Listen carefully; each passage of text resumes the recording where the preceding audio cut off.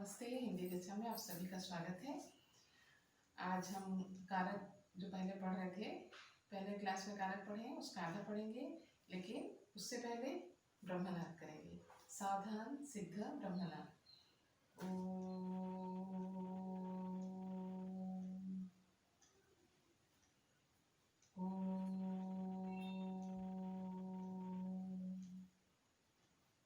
शांति शांति शांति। स्वस्थ। तो कारक पढ़ने से पहले जो पिछले क्लास में पढ़ाए थे उसमें से कुछ प्रश्न आपसे पूछ लेते हैं, आपका रिवीजन भी हो जाएगा। ठीक है, तो कारक कितने प्रकार के होते हैं?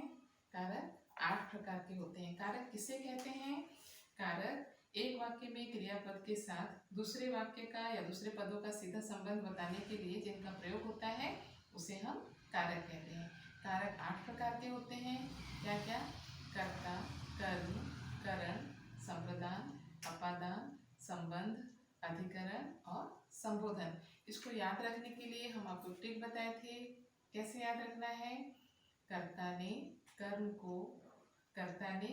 को करण से, संप्रदान के लिए अपादान से, संबंध का के रारे रे नाने ने और अधिकरण में पर संबोधन हे अरे। इस तरह से आप आसानी से कारक चिन्हों को याद कर सकते हो। उसके बाद हम पढ़े थे कर्ता कारक में ने का प्रयोग किन किन स्थितियों में नहीं होता है। तो जब क्रिया वर्तमान काल में या फिर भविष्य काल में होती है तो वहाँ पर ने नहीं आता है। और दूसरा नियम था जब क्रिया अकर्मक होती है तो भी भूतकाल में ने का प्रयोग नहीं होता है। और तीसरा था संयुक्त क्रिया की सहायक क्रिया अगर अकर्मक हो तो भी ने का प्रयोग नहीं होता है। और चौथा था सकर्मक क्रिया सकर्मक होने पर भी अपूर्णभूत, तात्कालिक भूत और हेतु हेतुमत भूतकाल में ने का प्रयोग नहीं होता है। ये तो नहीं होने का बताए थे। और कब कब होता है ने का प्रयोग? कब कब होता है? जब क्रिया सकर्मक हो तो भूतकाल में ने का कर्ता पद के साथ ने का प्रसर्ग निम्न स्थानों में, निम्न स्थितियों में लग सकता है। क्या, कैसे, कौन कौन की स्थितियों में? सामान्य भूतकाल में, आसन्न भूतकाल में, पूर्ण भूतकाल में, संदिग्ध भूतकाल में, सामान्य भूतकाल में और हेतु हेतुमत भूतकाल में। जब क्रिया सकर्मक हो तो निम्न स्थितियों में ने का प्रयोग हो सकता है भूतकाल में। ठीक है, अब आगे हम देखते हैं कि जो हम यहाँ पे कुछ लिखे हैं इनको देख लेंगे। क्या क्या है कि साधारण नियम क्या है? ठीक है, साधारण नियम क्या है कि कर्ता के रूप के अनुसार क्रिया का रूप बदलता है। कर्ता के रूप के अनुसार ही क्रिया का जो रूप है वो बदलता है। कैसे बदलता है देखो। लेकिन ऊपर के वाक्यों में कर्ता के बाद ने आ गया है। कर्ता के बाद क्या आया है? ने आया है। देखो, लड़के ने, लड़कों ने, लड़की ने आया है। ठीक है, तो इसलिए कर्ता का प्रभाव क्रिया पर नहीं पड़ता। साधारणतः कर्ता के रूप के अनुसार क्रिया बनती है, लेकिन यहाँ जब ने आ गया है तो इसके ऊपर ध्यान नहीं जाता है। कर्म के अनुसार क्रिया बनती है, कर्म के अनुसार क्रिया बनती है ने लगने के बाद। समझ में आया? साधारणतः ये होता है कि कर्ता जो होती है उसके अनुसार क्रिया का रूप बनता है, लेकिन जब ने आ जाता है तो कर्म के अनुसार क्रिया का रूप बदलता है। ठीक है, अर्थात क्रिया कर्ता के लिंग वचन का अनुसरण नहीं करती। अर्थात क्रिया जो है कर्ता के लिंग का अनुसरण नहीं करती है। ठीक है, या वचन, लिंग या वचन का अनुसरण नहीं करती। अगर ने आ जाता है तो क्रिया कर्ता के लिंग और वचन का अनुसरण नहीं करती है। किसका करती है? कर्म का करती है। ठीक है, बल्कि कर्म के लिंग और वचन का अनुसरण करती है। बल्कि किसका करती है? कर्म के लिंग और वचन का अनुसरण करती है। किसके कारण?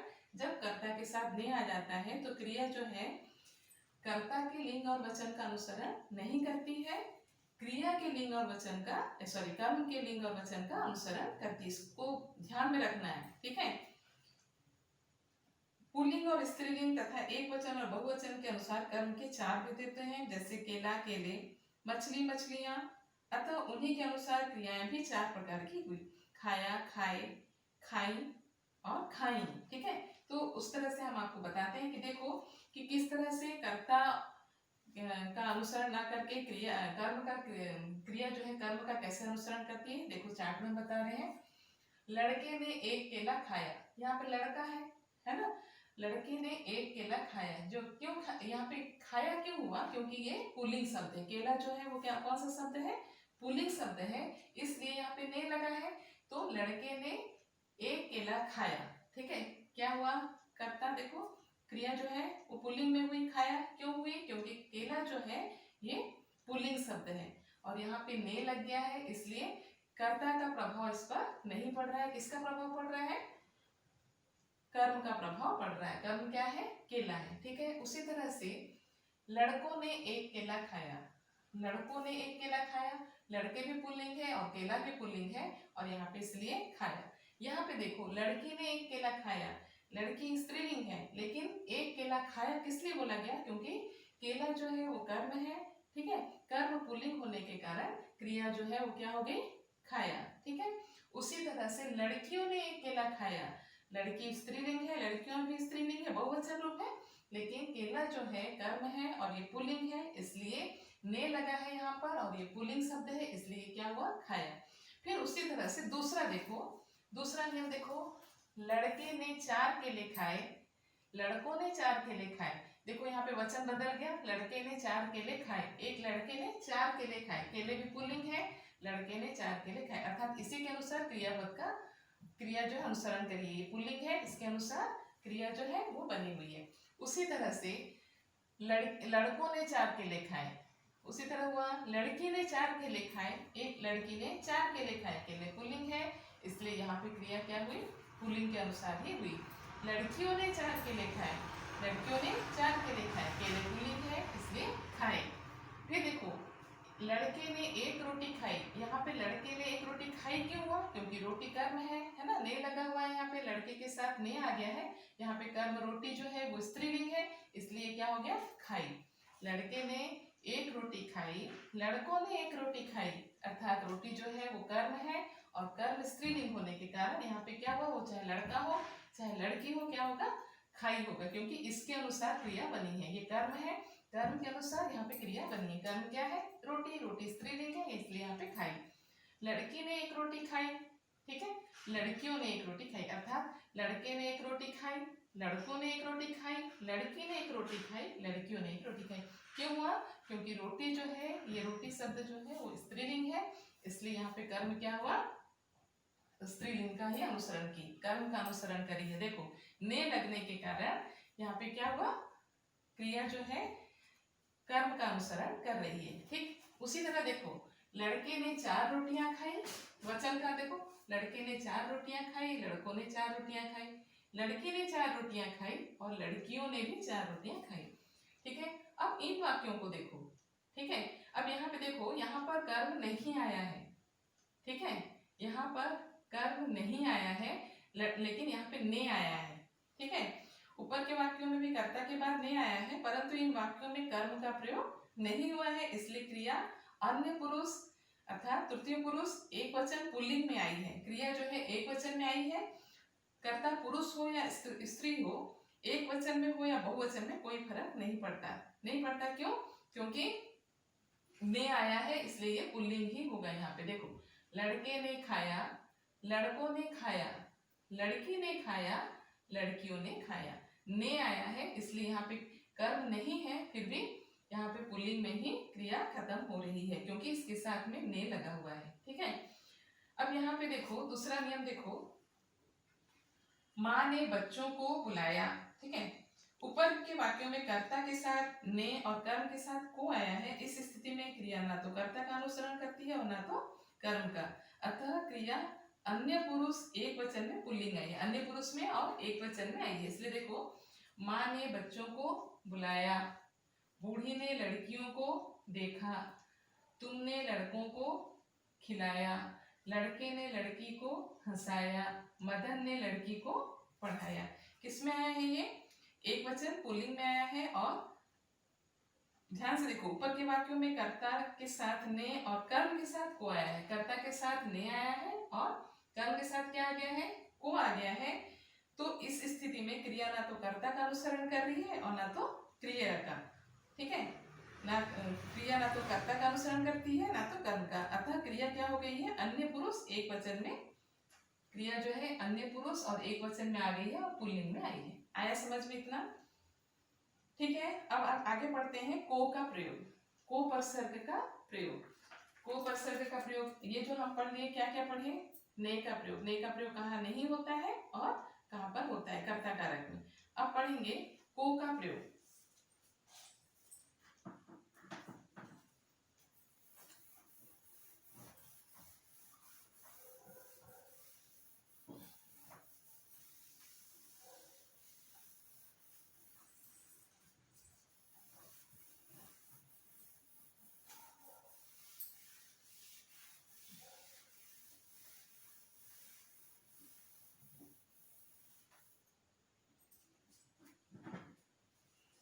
कर्ता कारक में को उपसर्ग का प्रयोग।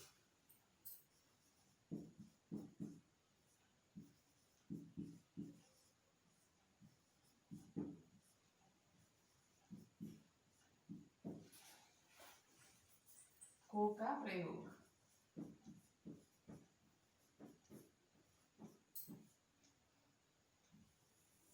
कर्ता कारक में को का प्रयोग। देखो, मुझे जाना है, एक वाक्य है मुझे जाना है, मुझे जाना है, ठीक। उसके बाद है तुम्हें तैरना चाहिए, तुम्हें तैरना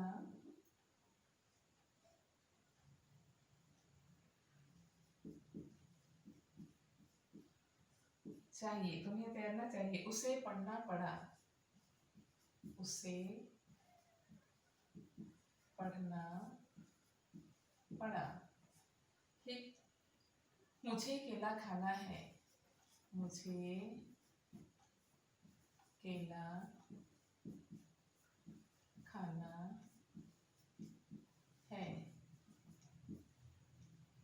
गोपाल को रोटियां खानी चाहिए, गोपाल को रोटियां खानी चाहिए,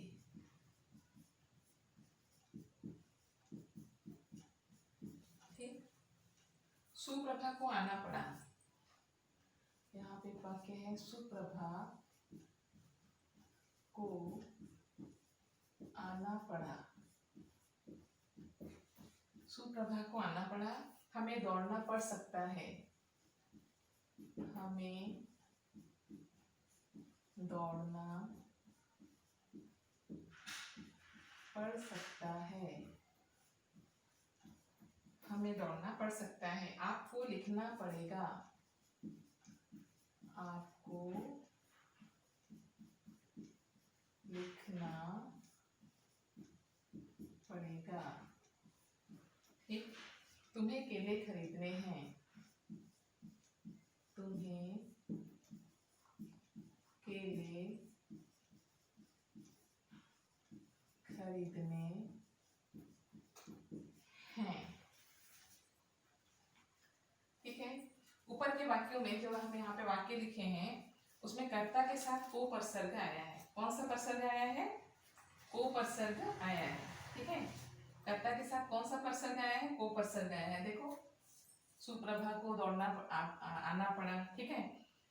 जिन वाक्यों में मुझे, तुम्हें, हमें, उसे का प्रयोग हुआ है, जिन वाक्यों में क्या क्या प्रयोग हुआ है, मुझे, तुम्हें, उसे, इनका प्रयोग हुआ है, वहां भी अर्थ की दृष्टि से को लगा है। अगर आप अर्थ की दृष्टि से देखोगे तो वहां भी को लगा है। देखो, मुझे जाना है, वहां पर आप अर्थ की दृष्टि देखोगे तो क्या बोल सकते हो? मुझको जाना है, मुझको जाना है बोल सकते हो। ये मुझे जो है यहाँ पे मुझको हो सकता है, ठीक है, मुझको। उसी तरह से तुम्हें तैरना चाहिए, यहाँ पे क्या हो जा सकता है? तुमको, ठीक। उसी तरह से उससे पढ़ना पड़ा, उसको पढ़ना पड़ा हो सकता है। अर्थ की दृष्टि से यहाँ पे को का प्रयोग हुआ है। मुझे, यहाँ पे मुझे है तो यह ये भी मुझको हो सकता है, देखो, मुझको, ठीक। उसी तरह से गोपाल को रोटियां खानी चाहिए, यहाँ पे को का प्रयोग हुआ है। वहां पे देखो, सुप्रभा को दौड़ना, को आना पड़ा, वहां भी को का प्रयोग है। यहाँ हमें दौड़ना पड़ सकता है, यहाँ पर भी को का प्रयोग हो सकता है, हमको, ठीक है, हमको दौड़ना पड़ सकता है। आपको लिखना पड़ा, यहाँ है, आपको लिखा हुआ है यहाँ पे तुम्हें केले खरीदने चाहिए, यहाँ पे तुमको हो सकता है। अर्थ की दृष्टि से यहाँ पे को छुपा हुआ है, ठीक है। तो अर्थ की दृष्टि से वहां पे को जो है लगा हुआ है, मुझको, तुमको, हमको, आप, उनको, उसको, ठीक है। तो इन वाक्यों में मुख्य क्रियाएं ना प्रत्यांत है, उससे कर्ता की बाध्यता, औचित्य और आवश्यकता का बोध होता है। यहाँ पे क्या है देखो, ना प्रत्यांत है, देखो पढ़ना, खाना, है ना। यहाँ पे अंत में क्या आ रहा है, ना का प्रयोग हो रहा है, देखो जाना, तैरना, पढ़ना, खाना, है ना, खानी चाहिए, सबके क्या हो रहा है, ना का प्रत्यय लगा गया है। निम्न वाक्यों में कर्ता शारीरिक भाव और मानसिक भाव के भोक्ता के रूप में, देखो यहाँ पर देखो, मतलब यहाँ पे नहीं लगा है कोई, इस वाक्य को अच्छे समझ लो, यहाँ पे को नहीं लगा है, लेकिन जाना जो है ये ना प्रत्यांत है, इस तरह से आया है, तो यहाँ पर क्या होगा, को का प्रयोग हो सकता है। अर्थ की दृष्टि से को वहां पर छिपा हुआ है, इसलिए ये सभी क्या जो है कर्ता कारक में प्रयोग होंगे। इसलिए ये जो है कर्ता कारक में को का प्रयोग हुआ। ये क्या हुआ, मुझे जो है कर्ता ही है, मुझको जाना पड़ सकता है, को का प्रयोग हो सकता है। तुम्हें तैरना चाहिए, तुम्हें क्या हुआ, कर्ता हुआ, तुमको तैरना पड़ सकता है। फिर उसे पढ़ना पड़ा, उसको पढ़ना पड़ा, ये भी हो सकता है। फिर मुझे केला खाना चाहिए, मुझे क्या हुआ, कर्ता हुआ, मुझको केला खाना चाहिए। गोपाल तो करता है, उसके साथ लगा है को, गोपाल को रोटियां खानी चाहिए। यहाँ पर भी देखो, तुम्हें केले खरीदने हैं, तुमको केले खरीदने हैं, हो सकता है, आपको लिखना पड़ेगा, हमको दौड़ना पड़ सकता है, सुप्रभा को आना पड़ा। कर्ता पद के साथ को का प्रयोग है, इसलिए ये सारे पद क्या हुए, कर्ता कारक में आए, ठीक है। उसके बाद देखो निम्न वाक्यों में कर्ता शारीरिक भाव के साथ भी को का प्रयोग होता है। शारीरिक भाव और मानसिक भाव, शारीरिक भाव क्या है बुखार, प्यास, ये सब क्या है शारीरिक भाव। मानसिक भाव क्या है, गुस्सा, क्रोध, ठीक है। तो इस समय इसमें भी मतलब को का प्रयोग हो सकता है, इन कर्ताओं के साथ को का प्रयोग हो सकता है। जैसे बच्चे को बुखार है, बच्ची को प्यास लगी, पिताजी को गुस्सा आया, मुझे हिंदी आती है, वहां पे को नहीं है लेकिन मुझको हिंदी आती है, इस तरह से हो सकता है। तुम्हें यह याद है, तुमको ये याद है, ये सारे जो वाक्य हैं ये कर्ता कारक होंगे, क्योंकि यहाँ पे को नहीं है, फिर भी को अर्थ की दृष्टि से वहां पर लगा हुआ है, इसलिए सारे वाक्य क्या हुए, कर्ता कारक हुए। तो ये रहा कर्ता कारक में वे का प्रयोग और को का प्रयोग। अब हम पढ़ेंगे कर्म कारक। तो अब हम पढ़ेंगे कर्म कारक में को का प्रयोग।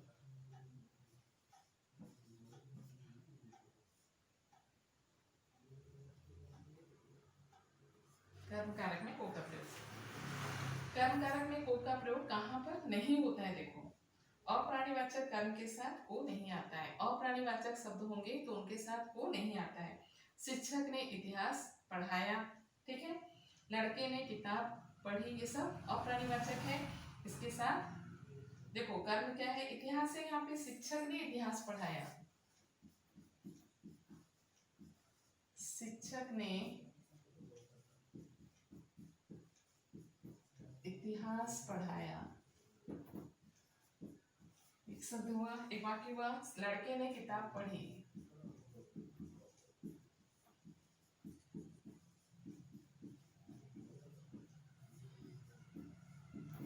लड़के ने किताब पढ़ी, ठीक है।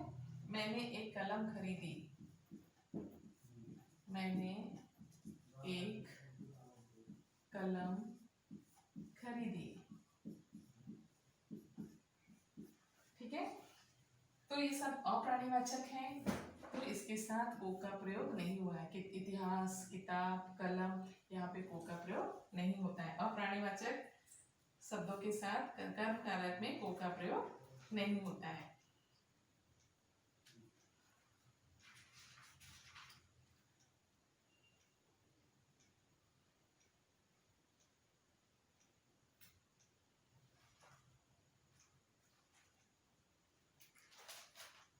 को का प्रयोग कहाँ पर होता है, कर्म कारक में को का प्रयोग कहाँ होता है, देखो वाक्य में कर्म के साथ को का प्रयोग कहाँ होता है? देखो, प्राणीवाचक कर्म के साथ को अवश्य होता है। यहाँ तो हम बताएं कि अप्राणीवाचक में नहीं होता है, लेकिन प्राणीवाचक में कर्म का प्रयोग को का प्रयोग अवश्य होता है। कहाँ कहाँ होता है? देखो, ये हुआ अप्राणीवाचक,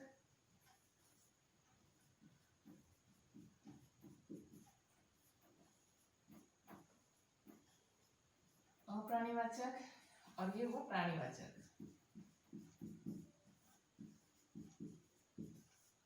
ठीक है, प्राणीवाचक में देखो, माँ ने बच्चे को दूध पिलाया, माँ ने बच्चे को दूध पिलाया। ठीक, तो ये बच्चे को जो है, ये क्या हुआ? प्राणीवाचक है, तो इसके साथ को का प्रयोग हुआ है। ये अप्राणीवाचक है, इसके साथ को का प्रयोग नहीं हुआ है, लेकिन ये सब कर्म कारक में ही होगा। ठीक है, उसी तरह से शिक्षक ने छात्रों को पढ़ाया, शिक्षक ने छात्रों को पढ़ाया, छात्रों को पढ़ाया। ये भी क्या हुआ? प्राणीवाचक, बच्चे को, छात्रों को। देखो यहाँ पे को का प्रयोग हुआ है, जबकि यहाँ पर ये अप्राणीवाचक है, इसलिए यहाँ पे को का प्रयोग नहीं हुआ है, लेकिन ये कर्म कारक है। यहाँ ये जो है, ये कर्म कारक में ही जाएगा। शिक्षक ने इतिहास पढ़ाया, ये अप्राणीवाचक है, यहाँ पे को का प्रयोग नहीं होगा, लेकिन ये कर्म कारक है। यहाँ पे देखो, माँ ने बच्चे को दूध पिलाया, तो यहाँ पर को का प्रयोग हुआ है, ये प्राणीवाचक शब्द है, इसलिए इनके साथ को का प्रयोग हुआ है। और एक देखो, किसान ने बैलों को खिलाया, किसान ने बैलों को खिलाया। ठीक, ये भी बैलों भी यहाँ पे प्राणीवाचक है, इसलिए इसके साथ को का प्रयोग हुआ है।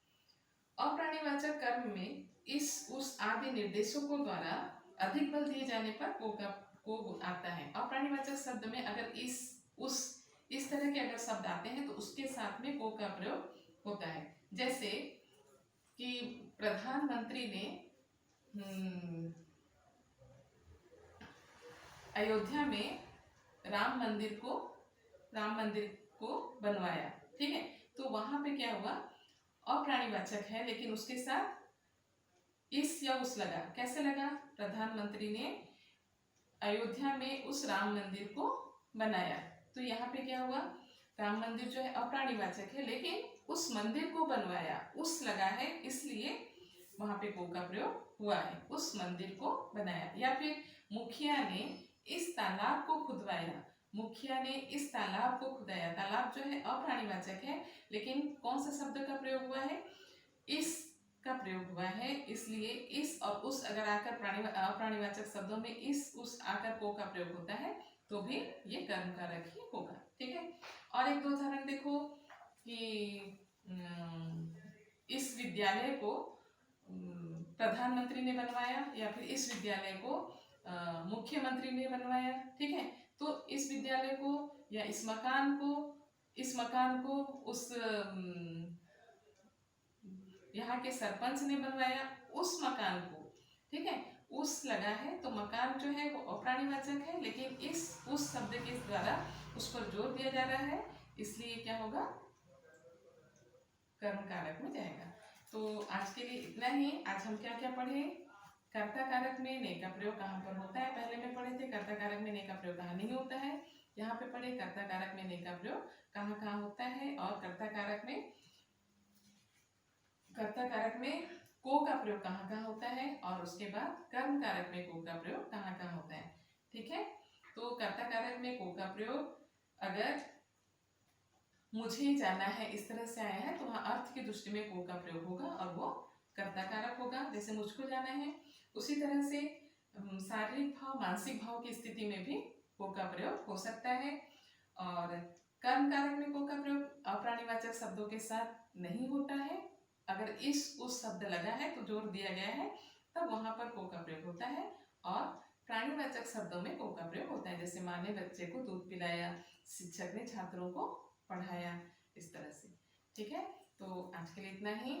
और अगर कुछ आपका डाउट रहा तो आप मुझे कॉल करके पूछ सकते हैं। धन्यवाद।